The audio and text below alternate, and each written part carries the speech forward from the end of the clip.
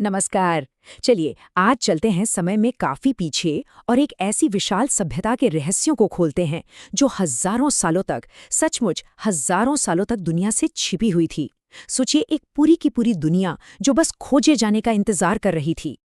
जरा एक पल के लिए सोचिए, एक पूरी की पूरी दुनिया जिसके अपने शहर थे, लोग थे, उनकी अपनी कहानियां थीं, सब कुछ हजारों साल के लिए जमीन के नीचे दफन हो गया।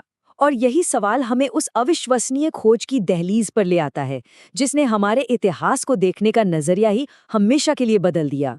और ये सब शुरू हुआ साल 1921 में। इतिहास में ये सिर्फ एक तारीख नहीं है, बल्कि ये वो चाबी है जिसने एक खोई हुई दुनिया का दरवाज़ा खोला। इसी साल से इस महान रहस्य पर से पर्दा उठना शुरू हुआ था। तो 1921 में जो खोज शुरू हुई ना, उसने हमें एक ऐसी गुमशुदा सभ्यता से मिलाया जिसका आप कह सकते हैं नामो निशान तक मिट चुका था।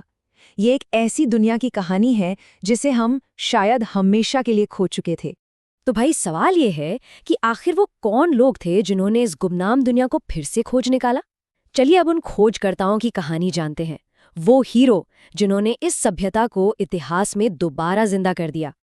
और कमाल की बात देखिए, ये पूरी खोज एक के बाद एक बस 2 सालों में हुई। 1921 में दयाराम साहनी ने हड़प्पा की खोज की और फिर ठीक अगले ही साल 1922 में आर.डी. बैनर्जी को मोहनजोदड़ो के सबूत मिले। इन 2 खोजों ने सचमुच दुनिया को हिलाकर रख दिया था। तो अब जब दरवाज़ा खुल चुका था, तो सबसे बड़ा सवाल ये था कि अंदर है क्या? ये सभ्यता असल में थी क्या? चलिए अब इस नई उजागर हुई दुनिया को थोड़ा और करीब से समझने की कोशिश करते हैं। अच्छा, तो इस सभ्यता को ना हम 2 मुख्य नामों से जानते हैं। एक तो है हड़प्पा सभ्यता और दूसरा है सिंधु घाटी सभ्यता। सिंधु घाटी क्यों? क्योंकि इसके ज्यादातर बड़े और जरूरी शहर जो थे वो शक्तिशाली सिंधु नदी के किनारे बसे हुए थे। ये सभ्यता आज से लगभग 4,500 साल पहले यानी 2600 ईसा पूर्व के आसपास अपने पीक पर थी, अपने चरम पर। पता है ये कौन सा दौर था? ये वो दौर था जब मिस्र में पिरामिड बन रहे थे। और फिर लगभग 700 सालों तक फलने फूलने के बाद 1900 ईसा पूर्व के करीब इसका पतन शुरू हो गया। और ये मत सोचिए कि ये बस हड़प्पा या मोहनजोदड़ो तक ही सीमित थी। नहीं, लोथल, धोलावीरा, कालीबंगन जैसे कई बड़े शहर खोजे गए। इतने सारे सुनियोजित शहरी केंद्रों का मिलना ही इस बात का सबसे बड़ा सबूत है कि ये कितनी विशाल और संगठित सभ्यता रही होगी। तो इन सब बातों का असली मतलब क्या है? इतनी पुरानी, इतनी विशाल सभ्यता, दुनिया के इतिहास में इसकी जगह कहाँ है? चलिए देखते हैं कि ये प्राचीन विरासत आखिर कितनी महत्वपूर्ण है।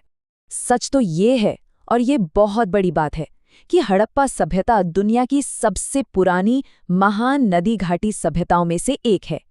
ये प्राचीन मिस्र और मेसोपोटामिया के बराबर खड़ी होती है। इसी बात ने इसे वर्ल्ड हिस्ट्री के नक्शे पर एक बहुत ही खास जगह दी है। लेकिन यहाँ एक सबसे बड़ा सवाल बाकी रह जाता है। एक सभ्यता जो इतनी एडवांस्ड थी, इतनी व्यवस्थित थी, वो आखिर खत्म कैसे हो गई? उसका अंत कैसे हुआ? ये एक ऐसा रहस्य है, एक ऐसी पहेली है जिसका जवाब आज भी इतिहासकार पूरी शिद्दत से खोज रहे हैं।